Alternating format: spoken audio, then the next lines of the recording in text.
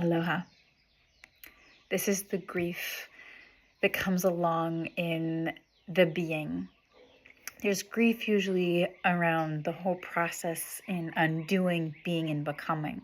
But there is a significant amount of grief that shows up in the being, in the state of it wasn't this, and it's not yet this. It's the void. It's the space where you're coming from destruction and you're cultivating the opportunity and spaciousness for creation, and what comes up in grief. So this is an opportunity and a self-inquiry of what is your relationship to grief? What is your relationship to death? Whether that's of a person, of a situation, of an idea or a dream. And how do you relate to yourself during those times and events where you have experienced grief? Grief can be this beautiful opportunity, because usually grief, if you allow it to, can fully crack you open and crack your heart open in more ways than you would probably know is possible within yourself. You evaluate things differently. You begin to make different choices. You begin to see yourself and others differently. We've experienced an immense amount of grief over these times, over these past 4 years.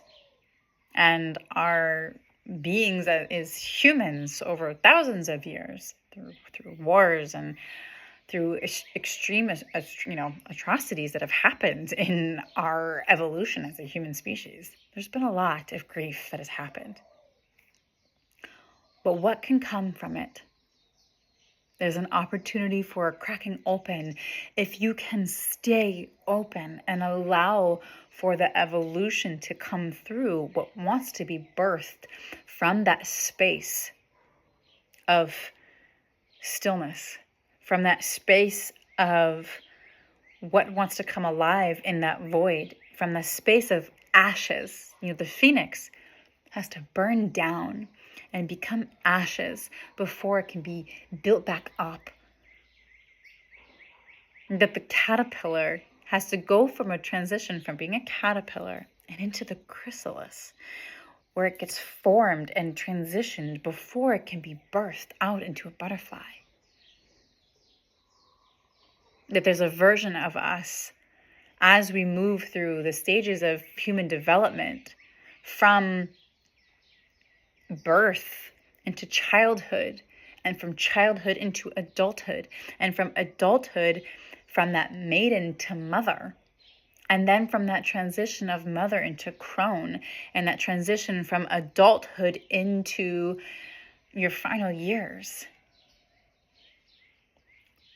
There's an evolution, and in order for the new to come through, there has to be a letting go.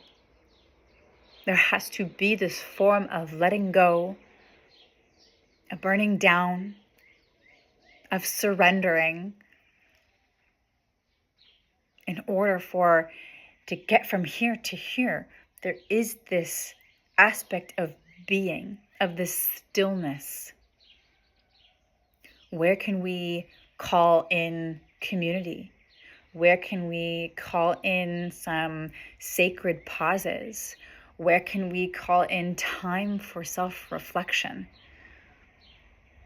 Where can we call in more time in nature and more time to sit with and be conscientious of where have I been? And what can no longer come with us to where I am becoming? It might be old patterns or behaviors or ways of thinking. It might be a cultural shift or change. It might be a whole living transition and change. It might be your wardrobe. It might be what is in your refrigerator. It might be what's in, your job and career change. It might be in the people that you hang out with. It might come from many different spaces and places within your current life. But if you are truly on the path of knowing thyself, if you're truly on the path of being open to living life, doors start to open and things start to reveal themselves to you, even though it might be the most painful.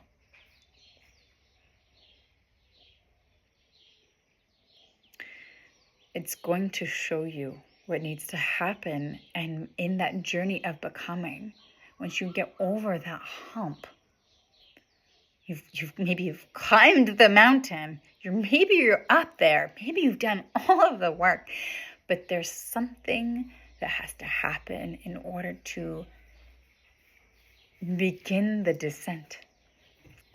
And where that is going, once you begin the descent into different horizons, into seeing what is on the other side of yourself, is the courage that is needed to be with the grief, to allow the space for the grief, for the anger, for the denial, for the depression, and for the acceptance to come through. And to allow the spaciousness for conscious choice. This is where journaling, getting clear on your human design, to getting clear on what can no longer come along with you.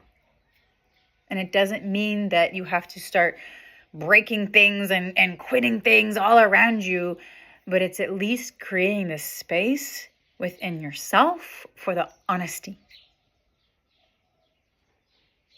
And maybe you've already done a lot of that, burning away and doing things different. And maybe that has required so much of you in that process to do that. But there's going to be another layer. It's been preparing you for this moment before the birth. What comes along, because sometimes when that other thing comes through, there's going to be a whole set of you that's going to need all of what you have learned on the journey. All that you've learned in this sacred pause to help you birth. And not only birth the becoming, but now living what you've created. And being able to face even more challenges and things. Yeah, once you get down that mountain, you best believe that there's going to be more that you need to climb.